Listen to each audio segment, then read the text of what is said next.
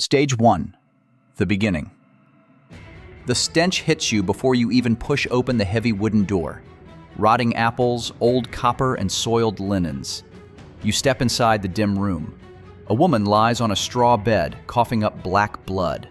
"Don't touch me," she whispers. You grip your wooden cane, your hands sweating inside thick leather gloves. In exactly 3 months, you will be the most feared man in this dying city, and you will wear the face of a bird to hide your own rotting soul. But right now, you are nobody. You are a failed medical student in 14th century Europe. Your practice in the slums failed because you could not afford leeches, clean bandages, or the respect of the nobility. You are starving. The city around you is collapsing. The Black Death is taking 1,000 souls a week, choking the streets with bodies. The real doctors, the men with money and grand estates, fled to the countryside a month ago to breathe clean air. They left the poor to rot. The city council is desperate. They post a notice in the public square. They need a community plague doctor. The pay is staggering, 50 florins a month. That is more than you would make in 10 years of bleeding peasants. They will give you a stone house. They will give you a servant. But there is a catch. You must never interact with the healthy public again. You are signing a contract to become a walking ghost, locked in permanent quarantine. You do not choose this underworld. It chooses you because of your poverty, and it will only release you when you are dead.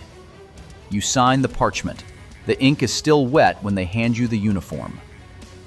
Stage 2. The armor. You strip off your ragged wool tunics. You pull on heavy, waxed Moroccan leather breeches. You step into a thick canvas coat that drops to your ankles, coated in animal fat to seal the fabric.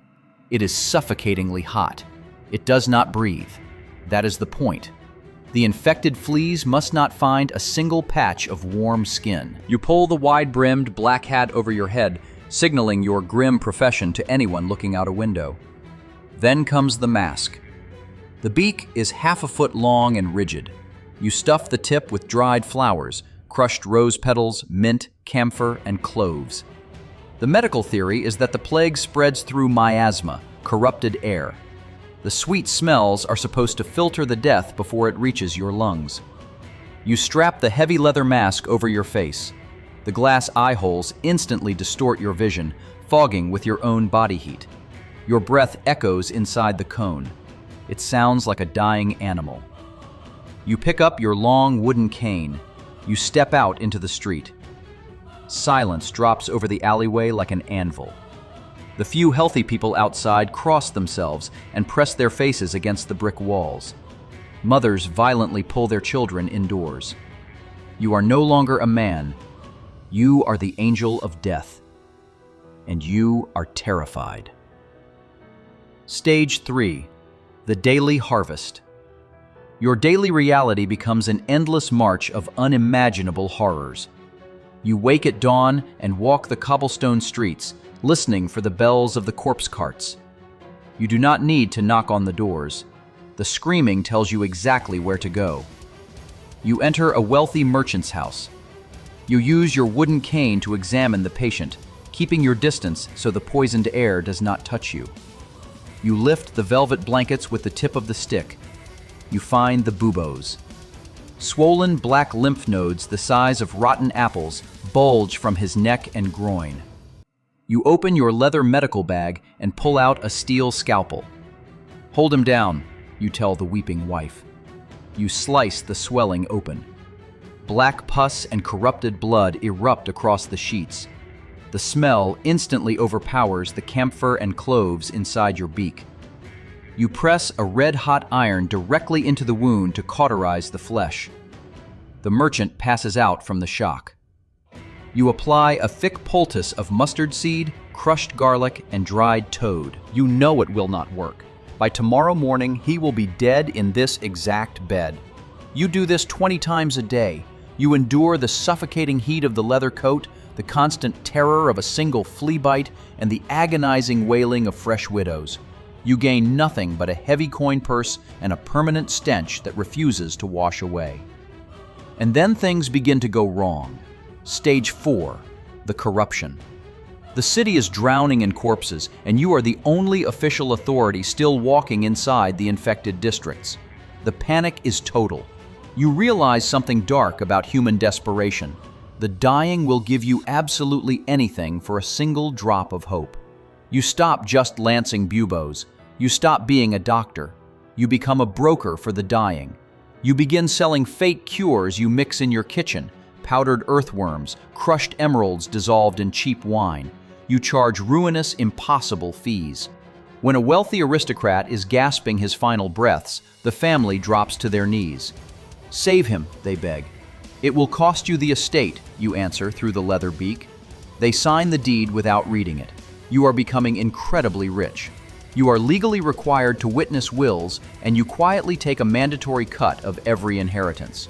You slip gold rings from the swollen fingers of the dead before the corpse carts arrive. You pocket silver brooches, gold chains, and jeweled rosaries.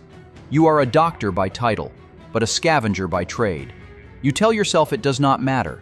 If you do not take the jewelry, the gravediggers will. If you do not seize the estates, the tax collectors will. You lock the stolen wealth in a massive iron box beneath your bed.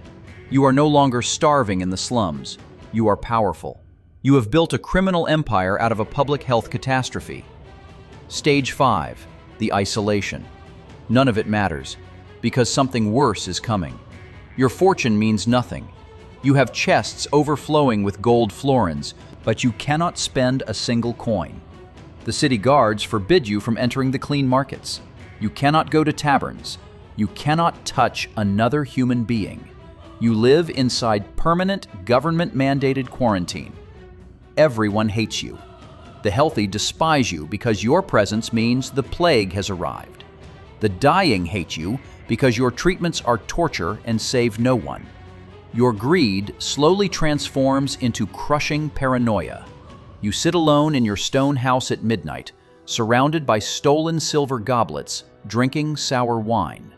Your servant slides your food under the door and runs away down the hall. You are a prisoner of your own success. You have built a massive fortune in a city of the dead, and you are the only one left alive to count it. Every night, you strip off the leather suit. Every night, you stand naked in front of a cracked mirror, holding a candle. You check your armpits. You check your neck. You check your groin. You search for dark swelling in the skin. The vigilance keeps you alive, but the isolation is slowly destroying your mind. Stage 6, the reckoning. It is a freezing Tuesday morning. The air is biting cold, but you are sweating through your linen undershirt. You tell yourself it is exhaustion. You have been working 16-hour shifts for months. You walk to the ceramic basin and splash icy water onto your face. You lift your arm to dry yourself. You look down. Just beneath your left armpit is a raised, dark swelling, the size of a copper coin. Hard, throbbing. The bubo. Your breath catches in your throat. You know exactly what happens next. You know the precise timeline of the body breaking down. 2 days. 3 if you are lucky. All the crushed emeralds, stolen gold, and sweet camphor in the world cannot save you now. You look at the heavy iron chest of extorted wealth. You look at the leather bird mask resting on the wooden chair. And finally, you understand your role in this terrible machine. You were never a healer. You were never the master of the underworld. You were just another body waiting for the cart. The glass eyes of the plague mask watch you silently from the corner of the room, waiting for the next desperate fool to put it on.